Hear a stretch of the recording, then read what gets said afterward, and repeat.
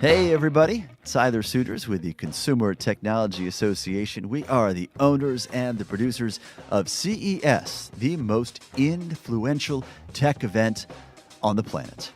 We are here to help you get CES ready. The show is January 8th to the 11th, 2019 in Las Vegas. And there is a section of CES that brings together leading CMOs and content creators, the Hollywood sector, the media sector. They all congregate at C-Space, and this is where you get the conversations around uncovering disruptive trends that are changing the future of brands, of marketing, and of entertainment.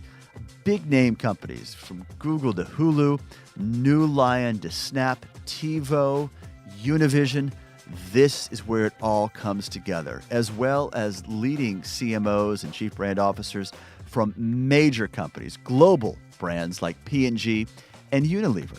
Well, today we are talking about a section that is critical to C-Space and this world. That is the streaming content sector.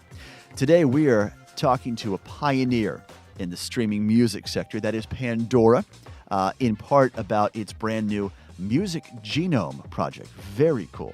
And also a conversation with a new disruptor in streaming video, a company called Pluto TV. You're really going to want to hear about this, including a new campaign that Pluto has underway involving pop-up channels. That's all on this edition of CES Tech Talk. Jeff Shultz is the Chief Business Officer with Pluto TV, and he also has a pretty deep background in more traditional media, but we'll hold that for a few questions into the future. Jeff, really glad you could join us today. Thanks for having me. So let's talk about Pluto TV. I'm tempted to say it's synonymous with streaming video, but I know it's a much more deeper explanation than that, correct? It certainly is a streaming video service, but you're also right that it goes deeper than that. So Pluto TV is a free streaming television service. It's a platform that offers over 100 channels, linear channels. They're television channels just available over the top, along with thousands of video-on-demand titles as well. It's distributed everywhere because it's a digital product, so it's available on the web, it's available on mobile, increasingly on connected TV, and it's full of content that you might be surprised to see there. Partners like CBS or NBC or Sony and Warner Brothers and Fox, reflective of not just excellent execution by Pluto as a growing business, but also by changes in the industry where big partners are increasingly seeking new audience and new revenue on connected television, which I think is probably relevant to your audience of listeners. Fire TV and Roku and also native connected television platforms like Samsung and Vizio. Mm-hmm. We've seen explosive growth on those platforms. And so one of the ways to think of Pluto is we're a virtual MVPD, just like Sling or YouTube television or DirecTV Now, but we're free. Another way to think of us is cable, but without the bill. That's a great catch line. I don't know how big your PR team that came up with that, but very strong. So we're going to get into your more traditional media background a lot sooner than I expected when you talk about these partnerships, Jeff. You led business development at CBS Radio, similar position in biz dev for NBC's internet division. So you know the traditional players from the inside out. Are you seeing the relationships between them and innovative, disruptive companies like Pluto becoming less antagonistic and much more synergistic? I know I'm using big words, but you're not fighting as often, right? There's a lot more opportunity together, it seems. It's an astute question, and there's no question, and there is no question that's the case. I've had the good fortune of having sort of one foot in traditional media and one foot in new media ever since I also had the good fortune of leaving the law about 20 years ago. And so I've had a front row seat to all of these changes. And what I'll say is, even just several years ago, the attitude or approach of these major media companies towards something like Pluto would not be what it is today. There are two things happening at the same time. You could call them push-pull. So pull is this is a real opportunity. Pluto is massive and growing, and so thus offers a real opportunity for major media companies to reach audience they're not reaching through the traditional channels, and then generate genuinely incremental revenue from that audience. But the push part is that the business is changing in ways that are more clear than ever. I think it was just earlier this week or last when the million subscriber drop was announced across all MVPDs. So like this cord cutting trend, which is a supportive trend for us, is accelerating, and it's causing major media companies to take seriously other approaches for monetization and distribution. So at the nexus of this is a point that you referenced in just a moment ago, Jeff, and that is connected devices. And you were pointing specifically to smart TVs, 4K UHD, the UHD experience. Connected devices are critical for all of this, and as we get more and more connected devices in our homes or on the go, I mean, that is what's driving all of this, right? I mean, that's what drives consumer behavior, consumer enthusiasm, and content creation, right? Is the availability of this anytime, anywhere through connectivity. That's right, and that's right in two sort of separate ways. That the fact that people can consume content, particularly video content, everywhere, web, mobile, connected television, this multi-platform consumption opportunity is creating more consumption, not less. While traditional platforms are suffering, the overall consumption of media is still increasing constantly. And so for media companies that have a multi-platform approach where they're about building content and brands and then reaching consumers wherever they are, that's a winner. But then secondarily is the growth of connected television in particular. So I mentioned cord cutting as a supportive trend, and it absolutely is. We are in many ways a substitute to cable because we're a multi-channel offering. We are a vMVPD, but we come at no charge. But the more supportive trend is the fact that people are increasingly connecting their televisions to the internet, and once they do, they have a daily use case. That's what television is. You sit down and watch it almost daily, if not daily. And when you do, you watch it like television. And so what that means is that we're seeing massive growth by virtue of deals that we're doing with connected device manufacturers like a Samsung or a Vizio. Those are deals we announced over the summer. But those users that we're reaching are using us more often than they do on other platforms, and when they do, they watch for hours at a time, just like television. Mm-hmm. So you're talking about trends, and Pluto has an interesting position on counterintuitive trends. Not coining that phrase, but it's a good way to describe this. One is the notion of free TV in the age of subscription, and you touched on this earlier. And Pluto's impression that there is something of a subscription fatigue going on right now, I assume especially under the youngest demos of your viewers. Yeah, that's right. There are actually two what I would call counterintuitive trends that underpin the founding of Pluto a little over 4 years ago. One of them was free in the age of subscription, and the other was linear in the age of video on demand, and maybe we can get to both. But on the topic of subscription, I actually just read last week that the average household has 2.8 subscriptions, 2.8 video subscriptions. And if you count for the fact that Netflix is probably one and Amazon is probably the other, yeah, then you have all of them competing for 0.8 that last 0.8. Right. And so several years ago, the common knowledge was that if you wanted to build a meaningful over-the-top business, you had to do so with a subscription model. And we went exactly the other way. And so you can think of Pluto TV as free and instant, where there's no login, there's no setup. The same way when you turn on your television, it just works. That's also true for Pluto. And we don't ask people for money. And so we see that scale remarkably. And at the same time, virtually none of these subscription standalone models seem to be working at the same time.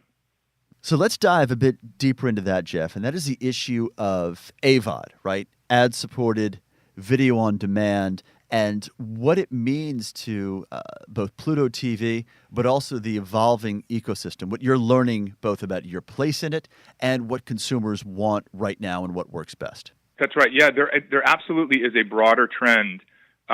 We have a broader trend of advertising-supported media. There are other companies who are approaching this in different ways and benefiting from the fact that, one, audience is moving to these platforms and taking advantage of advertising-supported content over the top, and then two, dollars are following them. Advertisers are increasingly interested in this audience, which is both unreachable, oftentimes through traditional media, and highly valuable in that this is increasingly on a connected television, a brand safe, large screen, premium advertising experience.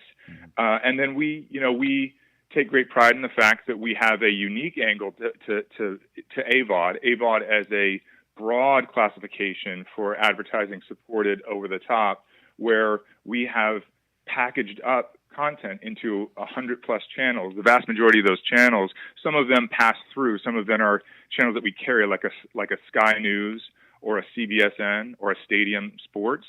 But the vast majority of those channels are channels that we make ourselves. So the same way I sort of would say we were a next generation Comcast in that we're a virtual MVPD, we're also a next generation Discovery or Viacom in that we make branded channels to distribute through our own platform. Okay, so now we definitely need to touch on that second counterintuitive trend because you're talking about a cutting-edge company, a disruptor, as I said. But you also come from the position that consumers, your viewers, might not want to decide what to watch, right? Not to seek and discover. It's a bit of a lean back experience. Absolutely, and we think that's self-evident today, and I suppose that our growth, that the traction that Pluto has in the market is proof of that. But 3 or 4 years ago, that was extremely provocative. In the idea that in the age of what you want, when you want, how you want. I mean, I'll say I said those words myself when I was at CBS. Well, yeah, to say anything different would get you excommunicated, right? That's right. That's right. So in the age of handing the reins to consumers, of giving them control, is there a chance that people just want to be programmed to? And then in solving that problem, the paradox of choice, where when everything is available, what do you watch? Might we lean on a decades-old device of a branded television channel? The same way MTV once assembled a set of content and did it in a way that created a brand that was meaningful to a large audience. Could we do that to both solve for discovery and then create value? And it appears to be working. So let's talk about one of, look, I think it's one of your coolest approaches, but to hit that sweet spot, Jeff, and that is the idea of a pop-up channel. It does, to some extent, promote the lean-back approach, but also it's catchy. You're grabbing attention in a time when it's in a deficit, and it seems like it's working quite well across a number of different content suites for you. It's incredible. This one I can't say that I saw coming. So what you're referring to is we will license a show, a series, and we'll sometimes program that series on its own in its own channel as what we call a pop-up. Mm-hmm. And the first time we did that, are you familiar with Wipeout, with that game show? People going through an obstacle course and getting obliterated leads to hilarity.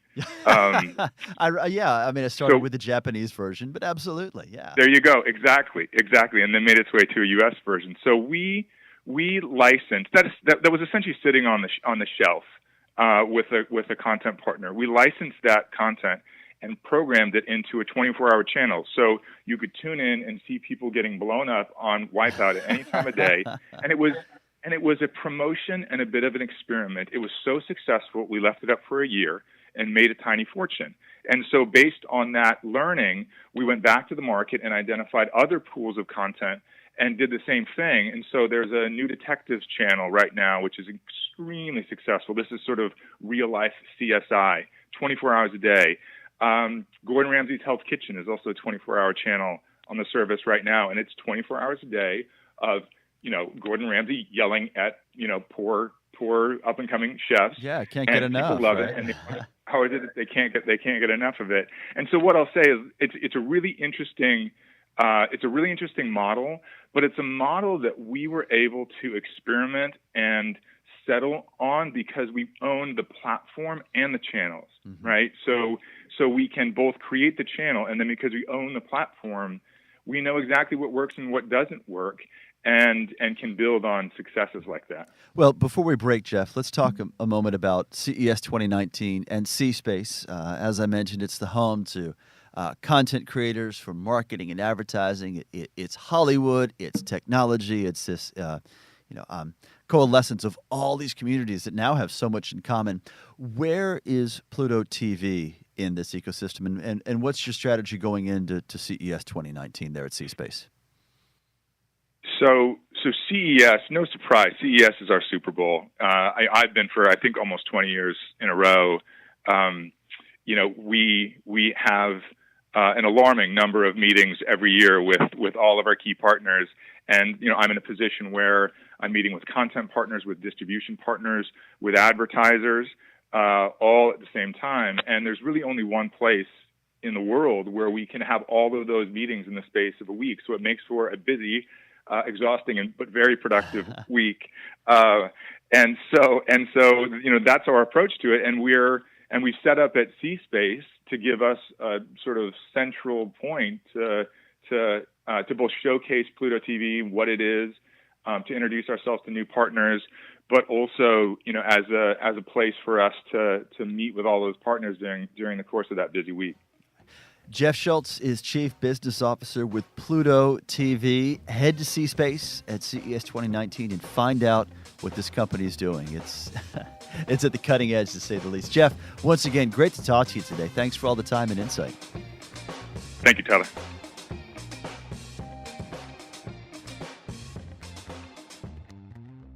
Hey, joining me now is Alex White. He is with Pandora, where he is the head of music recommendations and curation programming. Alex, which I guess means you get to hear the latest, coolest music and make decisions before anybody else does. Among many other things. Really glad you're with us today. Thanks so much. How about a quick state of play on the industry right now, what you're seeing from the streaming sector? Yeah, well, thanks for having me. It's great to be here. It's a really exciting time in the streaming music industry. A couple of things stand out. Obviously, the growth in the market overall is super compelling. The record labels are investing in artists and new music and breaking new acts after years of a tough business climate. The rise of voice and connected devices makes it a really exciting time for consumers and the CE world overall. And lastly, I think the scale with which streaming companies like Pandora can operate and deliver effortless, personalized programming and discovery is unprecedented. And I think the exciting advances technically have been around reinventing what does a music service look like from the kind of older iTunes model, or a world where consumers had to buy each song individually or each album on their own. So 2 words you say there stand out to me. One is scale, and how quickly you're growing both in offering and also audience. The other, though, is effortless. Nothing about what you were doing at Pandora and what the industry is doing in general seems effortless to me, unless you're talking about the consumer experience. So could you expand on that a little bit? Yeah, we try to. There's tremendous effort across the company every day to make the end listener experience as effortless as possible. And that's been Pandora's bread and butter since the beginning, of put in a song or an artist and hear great music associated with that based on the underlying musical properties of the work, as well as dozens of algorithms on top of that, collaborative filtering and other inputs and signals that we have. I think we try really hard to reimagine what a on-demand streaming service could look like when we launched Premium a few years ago. And I'll just give two quick examples of offline listening and playlist building. So we've all had the experience where you go under a tunnel or jump on an airplane and you forgot to download the content or the music or the video that you wanted to hear or watch, and realized only once you lost connectivity that it was too late. Well, we created something called Intelligent Offline that pre-downloads your four most listened to stations to keep the music going. So when you lose connectivity, we just transfer you automatically to one of your pre-downloaded stations. And that's a good example of making it effortless on the listener side of things, but behind the scenes, there's a whole host of reasons why that was never done before, technically to pre-cache and not take up much room on people's phones. Mm-hmm. Mm-hmm. The second would be around playlist building, and we noticed after the acquisition of Rdio and with subscribers that they would start playlists but not finish them. They would maybe build orphan playlists, we called them, of just having a few songs on that playlist. And so we inserted a magic wand at the end there that uses all our algorithms and recommendation sciences to fill out the playlist. So if you start a playlist for a holiday family gathering and you drag in the two songs that you know and love, we can fill in the rest with 30-minute blocks of music, and you can edit, of course, if we get it wrong. But you can build out a playlist very quickly and easily. And that's a great example of the effortlessness we want to bring to the consumer experience, and of course, behind the scenes, very effortful. Yeah, you're making me feel guilty now, Alex, about all those shoeboxes I had with somewhat started mixtapes, but never really got to side B on, right? Exactly. Yeah, a century ago, it seems.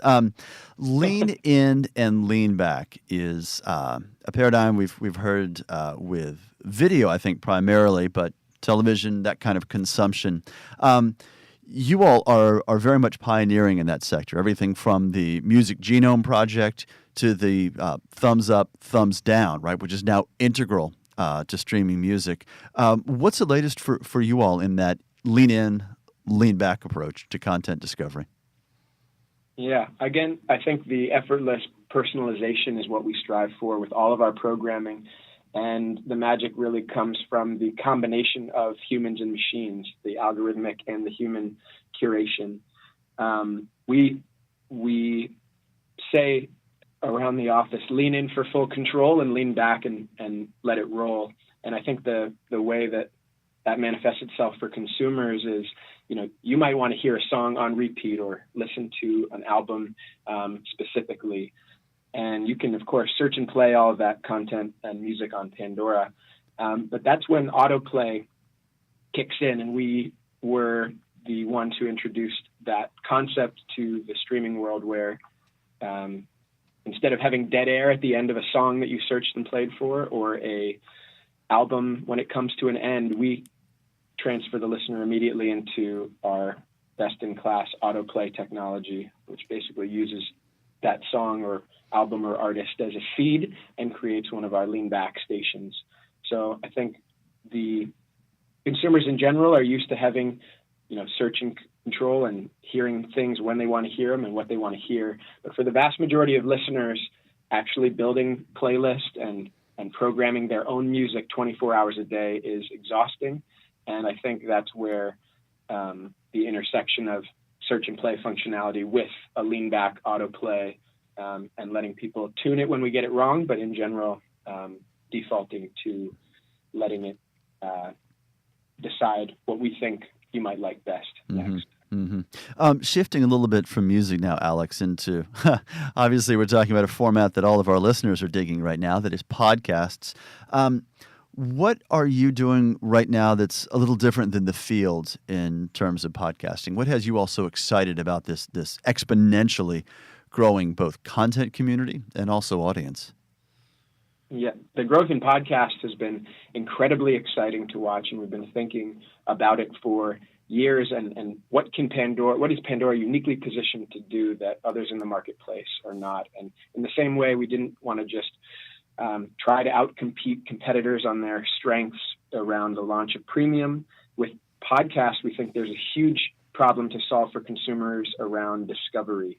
And we think about the 74% of Americans who don't listen to podcasts regularly and don't know where to start. It's wildly intimidating to get into podcasts if you haven't been listening for years or know which shows, which publishers, and which episodes to start with, especially as many shows have tons of back catalog and old episodes. It's frankly overwhelming to consumers. And so that's where solving that discovery problem for the listener, and then on the back end, monetization for publishers are kind of the two most exciting areas for us.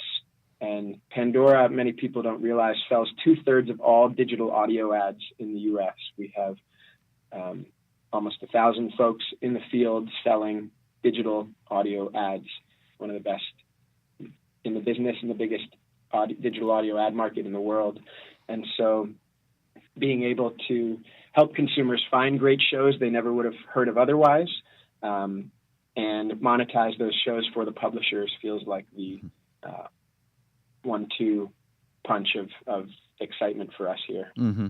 Well, when you talk about Pandora's place in the audio market, Alex, right now, one of the driving trends in the tech sector, and this is more of a horizontal, I think, than a vertical, but it is voice recognition, right, and voice-activated digital assistants. And there are a number on the market, and we're seeing exponential growth there in U.S. homes, certainly. At CTA, one of the trends our research team has been talking about for a little over a year now is voice as the fourth sales channel, right? Using voice to shop, essentially. No laptop, no phone, certainly no brick and mortar needed.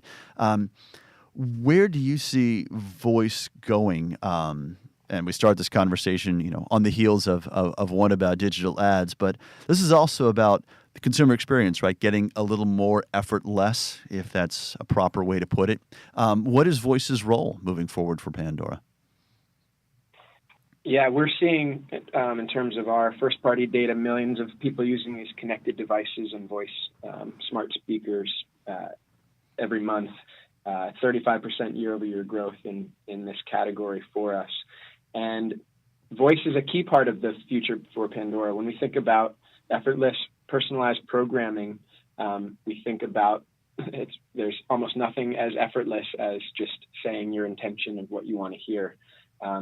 We delineate between listeners that have intent of what they want to listen to, and it goes back to what we were talking about earlier with lean in versus lean back. If you want to hear a specific song by a specific artist, that's going to be table stakes, of course, in making sure our voice recognition software has the ability to understand multiple languages, like a request for a Spanish language song, and that's kind of table stakes. Where I think it gets really interesting, especially for Pandora, is when the listener doesn't have intent of what to listen to and just wants and needs to trust a service to provide that lean back listening experience. It's unlike a interface on your phone or on your laptop or your desktop where you can see the playlist in advance and you understand exactly what's coming down the pipe or see a set of search results. There's almost nothing but trust that the service will play what you want to hear and respect your parental filters and explicit content and play music in the background of your party or your gathering that works for whatever mood and activity or environment you're in. And so the listener with no intent who wants to hear happy music or music for a rainy day starts to get really fascinating. And I think that's where the intersection of a lot of the work we're doing on the programming side intersects with a lot of the work on the search side and the investment we've made over the years in that algorithmic and human curated approach really starts to pay off when we have to get it right at the beginning because the listener doesn't have a menu of 5 to 10 things to select from.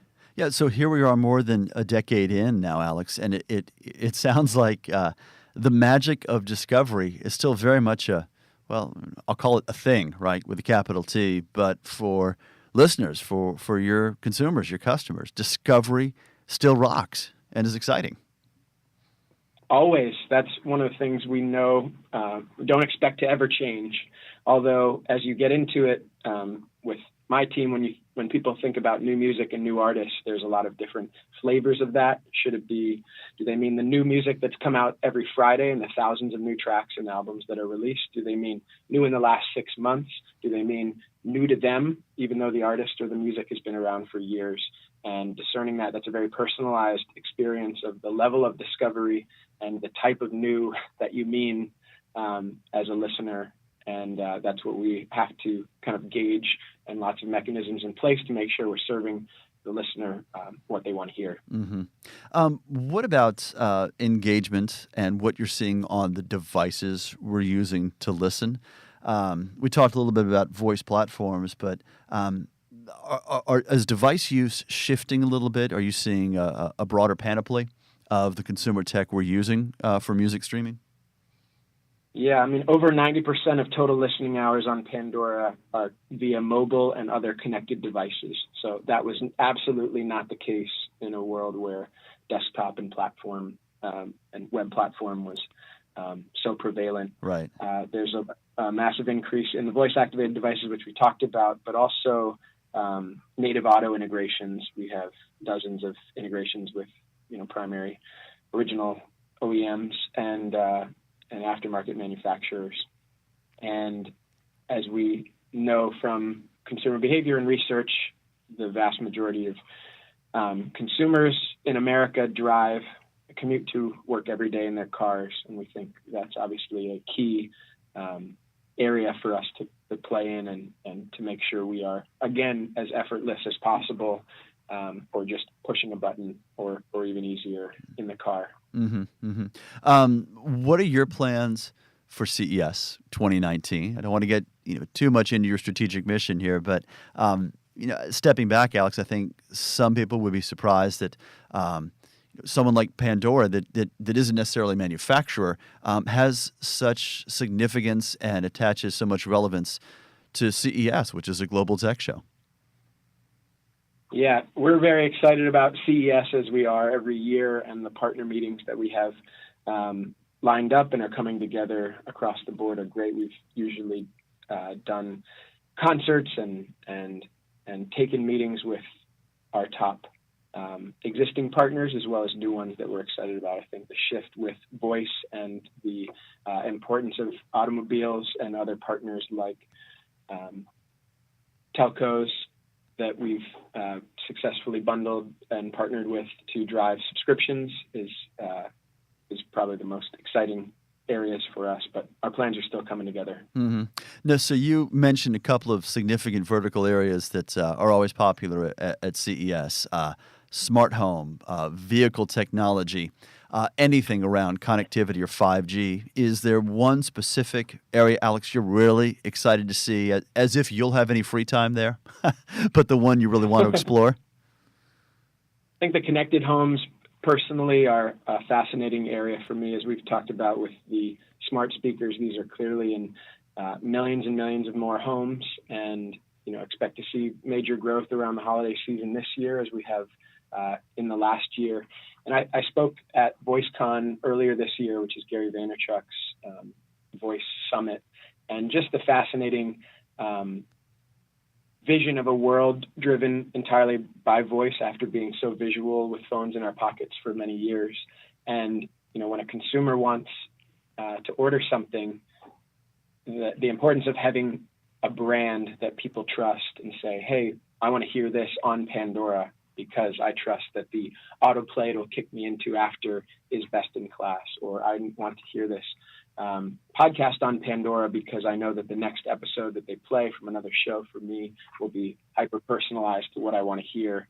The importance there is critical, and even more so than the world we've been living in the last 5 to 10 years, where consumers expect full control and to be able to choose from a menu of options.